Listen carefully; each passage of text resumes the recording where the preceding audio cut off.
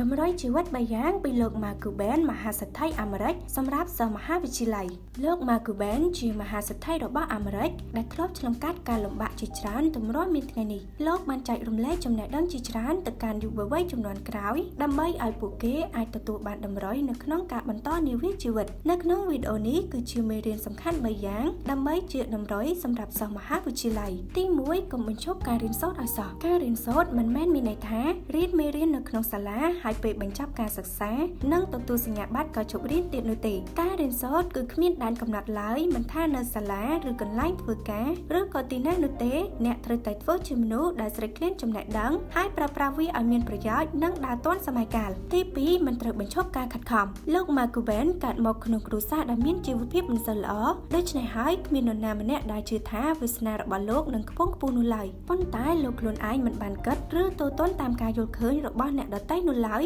ពលគឺលោក Mark Cuban បានខិតខំធ្វើការយ៉ាងខ្លាំងហើយได้រកវិធីផ្សេងៗដើម្បីរំដោះខ្លួនចេញពីស្ថានភាពដ៏អាក្រក់ទី3មិនត្រូវបញ្ឈប់ការស្រឡាញ់ជីវិតរបស់ខ្លួនសូម្បីតែ1នាទីជីវិតរបស់អ្នកគឺពិតជាមានតម្លៃខ្លាំងណាស់ហើយបើចង់ឲ្យគេស្រឡាញ់អ្នកដំបូងត្រូវចេះស្រឡាញ់និងមើលថែខ្លួនឯងឲ្យបានល្អជាមុនសិនទោះបីអ្នកបង្កើតស្នាដៃជាច្រើនក៏ដោយតែបើអ្នកមិនស្រឡាញ់ឬរីករាយជាមួយជីវិតរបស់ខ្លួនឯងទេមានន័យថាអ្នកកំពុងតែរស់នៅដោយរសាត់អណ្ដាតលើផ្ទៃមហាសាគរដោយមិនដឹងថារសាត់ដល់ទីណាឲ្យប្រកបជីវិតខ្លីណាដូច្នេះហើយត្រូវចេះរីករាយជាមួយជីវិតរបស់អ្នកការងាររបស់អ្នកនិងមនុស្សជុំវិញខ្លួនសូមចុច like share និង subscribe page channel របស់យើងខ្ញុំដើម្បីទទួលបានខ្លឹមសារអប់រំបន្ថែមទៀត